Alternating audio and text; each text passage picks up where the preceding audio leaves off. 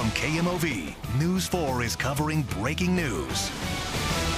We have breaking news this morning. We now have a verdict in the case against Jason Stockley, the former St. Louis police officer. He has been found not guilty of killing Anthony Lamar Smith back in 2011. We'll get right out to News 4 investigator Lauren Traeger, who's been following this case closely from the beginning. Lauren? Yeah, guys, just within the last minute or so, we did get this information. Jason Stockley found not guilty of first-degree murder for the killing of Anthony Lamar Smith back in 2011. We are outside of the courthouse. We have not been let in here. We did get notification from the prosecutor's office on this, of this not guilty verdict. This is certainly a big development in this case. A lot of people have been watching this case very, very closely for really years, but certainly since this case was charged back in 2016. Now, the judge in this case could have considered lesser included homicide charges like second-degree murder or voluntary manslaughter, but we now know he has found Jason Stockley not guilty on all charges. I want to just take a moment and read a statement from Circuit Attorney Kimberly Gardner. She says, "Of course, I am disappointed with the court's decision.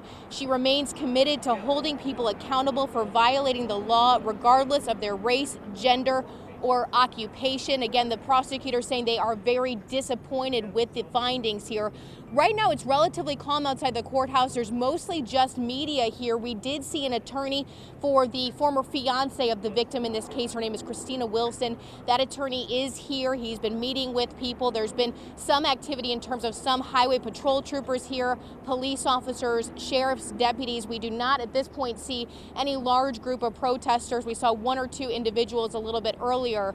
But this certainly could cause a lot of reaction in the community. A lot of people hoping that Jason Stockley would be held accountable in this particular case. But we do know at this point that the judge has found him not guilty. We do not, however, have distinct reasons why. We've not received an order just yet from the judge as to why he found Jason Stockley not guilty, whether he felt that there was not proof beyond a reasonable doubt or if he felt perhaps that Jason Stockley was credible when Jason Stockley took the stand and said that he acted in self-defense as a reasonable officer would. We will continue to follow this case, and we will bring you the very latest as soon as we get them, any new information as well as reaction from people here as well.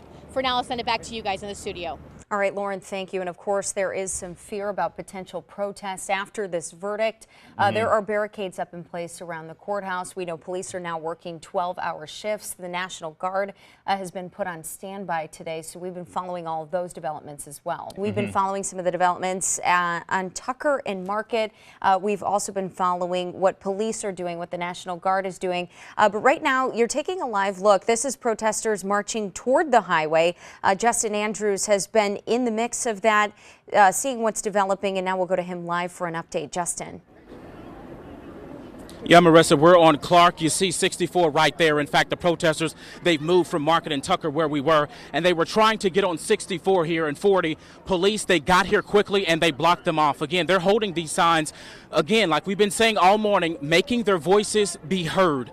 Like we said, we heard those interviews from Michael Brown's father. He says seeing all of this happen really reignites his emotion after he lost his son. But you can see bikers right now, police on their bikes blocking the highway so these protesters cannot get on the highway. So far, we have not seen any of the violence that would precipitate, let's say, the National Guard coming in or anything like that. It has been extremely peaceful protesting, but the one line in the sand that seems to be right there is that they will not allow protesters onto the highway. They apparently have said you can have downtown, you can have Market and Tucker right here in front of us. As long as there is no violence, they are not preventing them from marching through the streets. And as I mentioned earlier, there has not been violence. These folks have marched past countless numbers of parked cars, countless businesses. There have been no rocks thrown, no glass broken.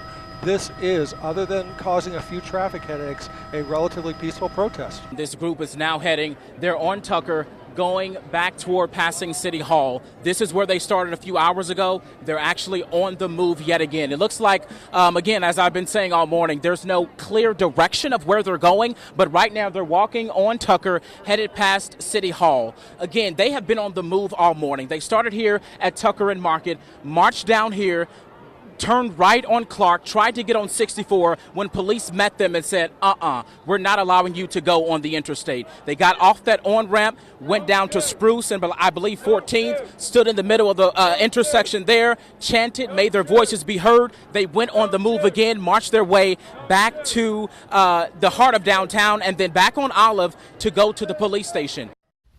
It's over. The judge has made his decision. But on the streets of St. Louis tonight, this is not over. A verdict of not guilty for a former St. Louis officer ignites anger. Protesters fan out, pushing back drivers, pelting police with water bottles, with officers firing back with mace. News 4's coverage of the verdict in the Jason Stockley trial starts right now. News 4 is following breaking news. Protests in the Central West End have now turned into vandalism of Mayor Lyda Krewson's house. This is all happening in the aftermath of former officer Jason Stockley being found not guilty in the death of Anthony Lamar Smith. News 4's Vincent Blandon was walking with that group of protesters when it happened. He's been with them all night. Vinny, what can you tell us? Courtney and Steven, let's just hit it right off the top. They've been protesting since about 9 o'clock this morning. It's been very peaceful, no problems, outside of the fact that, they've been disrupting things. The violence was not there, but at 9:47 p.m., that's when the security officer we're walking with tonight, the photographer and myself, that's when we heard windows start to shatter. So at that point, we turned around and we looked and we saw 3 red marks on windows of a house on Westminster Plaza located near Lake Avenue. Now, back out the way, please, sir. Now, what we did, we got over there and we realized that the protesters, had said that this is the home of Mayor Lyda Krewson. So we went up and got video. We did our job, and you can see the officers are here. We went up there and got the video. The officers came. I don't even know where they came from. The helicopters were up. It was very bright, and they rushed us off the property immediately. But let me get back to the protest. This had been peaceful all day until 9:47 p.m. The folks, they've traveled along the ramp to the interstate. They wanted to get on the interstate. They could not get on the interstate. Law enforcement told them to turn around, so the law enforcement turned around, and the protesters turned around. Then we started walking, and this is sort of where it went off script. They had been following a path from Euclid Avenue in Maryland. They had been going straight down near the Children's Hospital, Lindell Avenue back. We're going to, come on, let's back out of the way, you guys. I can still talk, but we had been following a routine, if you will. But at some point, that routine went off script, and they came down into this neighborhood, and that is, okay, I'm going to back out. That is where they told us to get out of the way. So as you can see, all of this is happening now. We don't need the camera here. Let's put the camera on the law enforcement. So this is the most intense we've seen it all day from my standpoint. This is the most intense we've seen it. And I got to tell you, the nerves, the emotions are now high. This had been a peaceful event all day long. Everyone had been talking. The businesses closed. They were notified by the Central West End Association. The businesses had been notified. The businesses stopped and brought water out to the protesters. Back up, can you please? The people have brought out water. Everybody actually joking, beating drums, playing music and everything. And then again at 9:47, all of this started. But we did speak with a couple of protesters along the way.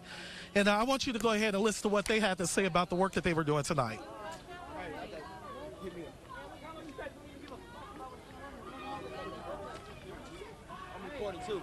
Okay, you're doing a story. Why don't you pay attention to people you're running into, bro? I understand that this is something we're on live television, you sir. just ran over people. Okay, he didn't try to, man. He's trying to get things happen.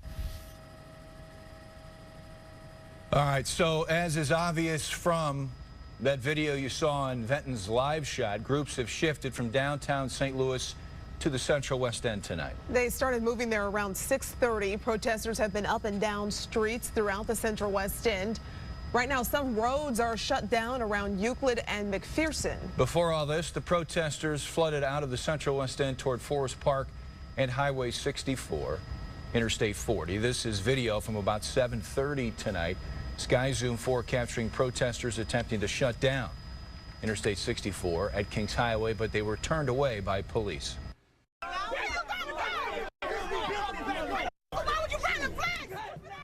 Well, we have seen scenes like this all day long. Tonight, an American flag being set on fire in protest in the Central West End.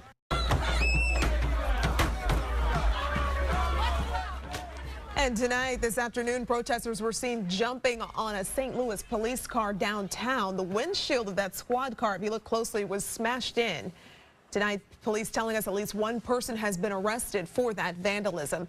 Emotions have been high ever since the verdict came out just before 9 o'clock this morning. For the first time tonight, we are hearing from Jason Stockley himself. I did not murder Anthony Lamar Smith. I did not plant a gun. It was an imminent threat to my life. I had to.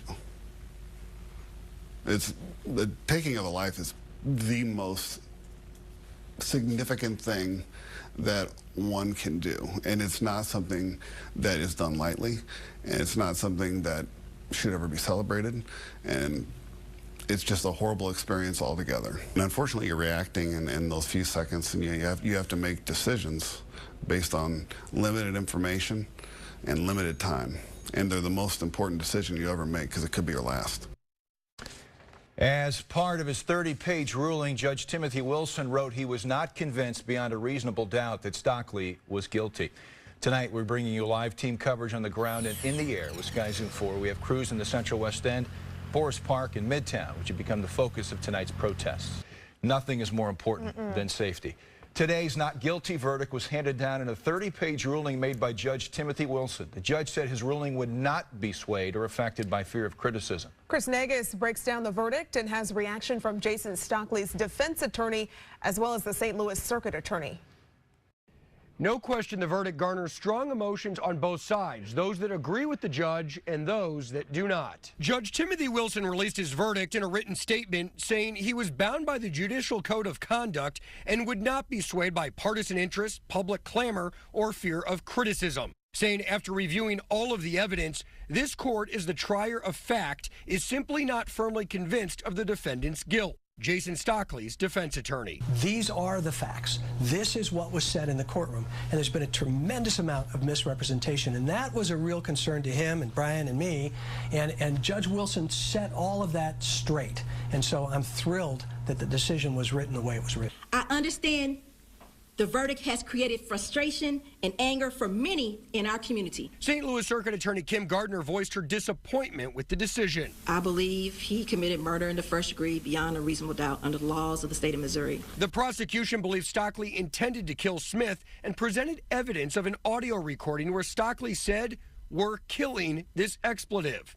Judge Wilson wrote, "It is apparent from the dash cam audio and video that the pursuit was stressful." And it goes on to say people say all kinds of things in the heat of the moment. And the statement can be ambiguous depending on the context. As for the gun found in Smith's car, the prosecution argued it was planted by Stockley. The judge wrote, "The court finds the contention that Stockley planted the handgun found in the Buick is not supported by the evidence." Wilson said, "The gun was a full-size revolver and not a small gun. Instead, if Stockley was in possession of that gun, it would have been visible on the cell phone video presented as evidence." The judge added, based on its nearly 30 years on the bench, that an urban heroin dealer not in possession of a firearm would be an anomaly. Both sides walked away from the ruling with very different feelings. Everybody has a right to an opinion, but you don't have a right to your own set of facts. I stand by our charges. We proved murder first degree beyond a reasonable doubt. Some of you might be wondering, could the state bring additional charges or could there be an appeal? Kim Gardner said, "It's over. The judge made his decision." In the newsroom, Chris Negus, News 4. And another component to all this, certainly a lot of police officers on the ground there outside Mayor Crusen's home. But another aspect to this is the National Guard. We know that they've been on standby. Our Matt Cesney has been checking in with them. He's in Midtown where they're guarding a firehouse there. Matt, if you can hear us. Yeah, I can, Courtney. It's a much more calmer situation here in Midtown and frankly throughout the rest of the city, excluding the Central West End right now. Just before 9 o'clock tonight, we had a chance to catch up and speak with Missouri Governor Eric Greitens. Now, the governor told us that local authorities are still very much in charge of the police response in the city tonight to all this demonstrating, but the governor has mobilized at least part of the National Guard and positioned guardsmen out in front of properties around the city, as he said, including firehouses around the city. The governor did have a lot of praise for city and county police tonight.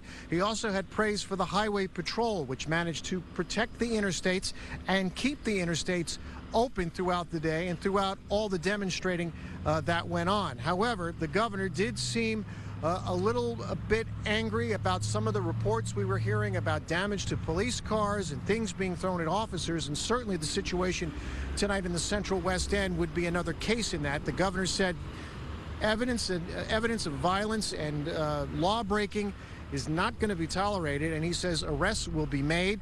The governor remains to have the power throughout the weekend to mobilize more National Guardsmen if he chooses as we get deeper into the weekend. He did not give an indication if or when he would do something like that, but he did say he continues to stay in very close touch with city officials here about the demonstrating going on and about the law enforcement response. We're live in Midtown. Matt Cesny, News 4. All right, Matt, thank you. Meanwhile, Sky News 4 still over the scene in the Central West End. This is about Union. Police have a intersection blocked off here. We have seen large police presence with Eric Cox and Venton Blandon live in the Central West End. We saw tear gas deployed a few minutes ago. I do want to emphasize a point here about the protests all day long. Obviously, things have escalated tonight, and Interim Chief Lawrence O'Toole this afternoon was very honest and frank about it, saying it was an obvious and reasonable fear about hostilities increasing after the sun went down tonight. He labeled this afternoon's protest, quote, largely peaceful, not entirely peaceful. 13 arrests as of about 5 o'clock this afternoon. 4 officers were injured this morning and this afternoon.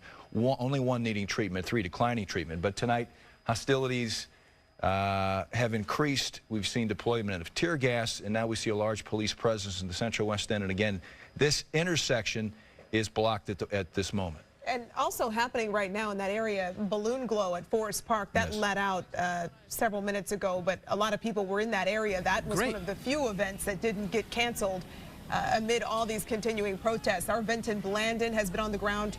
We're seeing our Eric Cox there. Eric, a lot of police officers surrounding the area around Mayor Cruzen's home.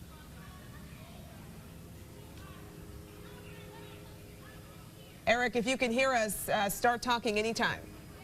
Yes, Courtney, I can hear you right now. We were just waiting for those large SWAT vans to start coming through.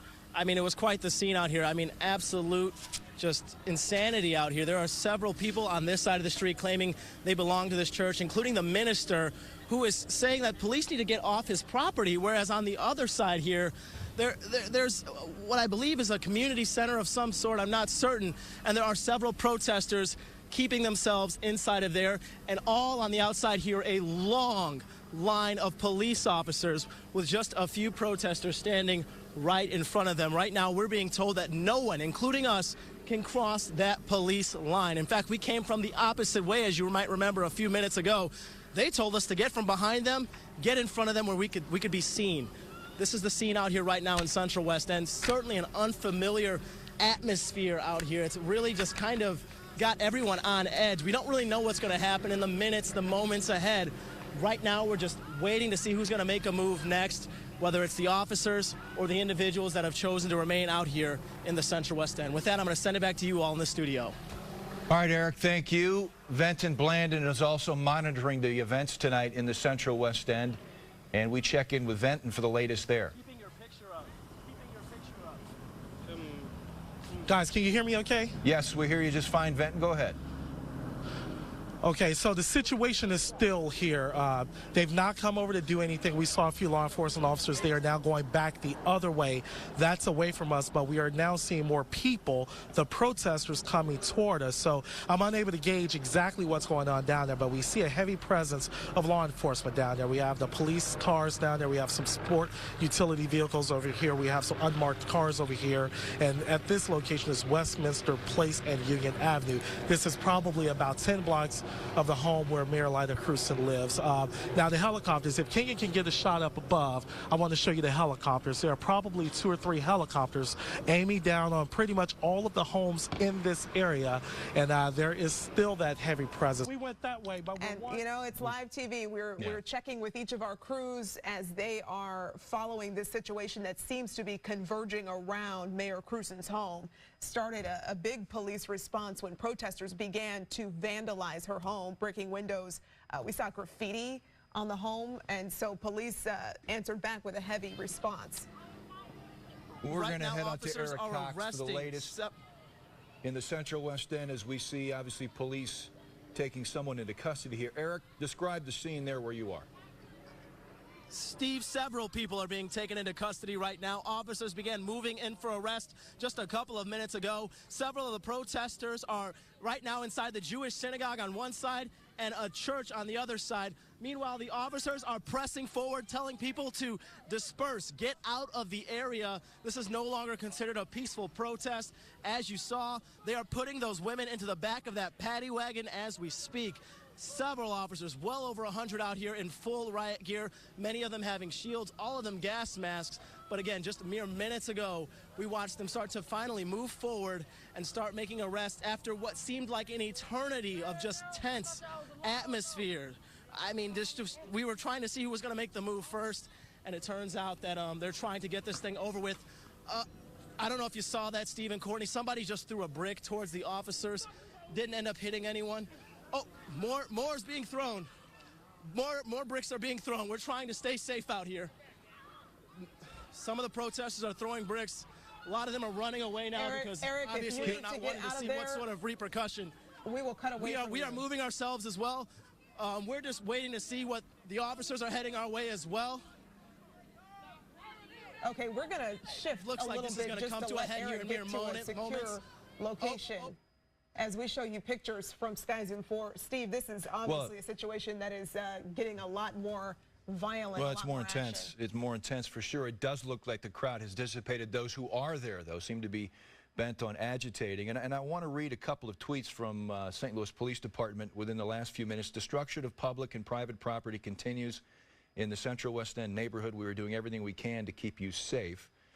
Tear gas, this is again from the St. Louis Police Department's Twitter page. Tear gas was deployed because agitators became violent toward officers and destroyed property at Kings Highway and Waterman. Officers have given 2 commands that this is an unlawful assembly, order to disperse. And that's something we typically do see. There's usually 2 smoke bombs that go first, and we saw some of the gray or white smoke there in Eric Cox's live shot a few minutes ago. And then, you know, our Vinton Blandon reported several blocks away feeling the brunt of that tear gas.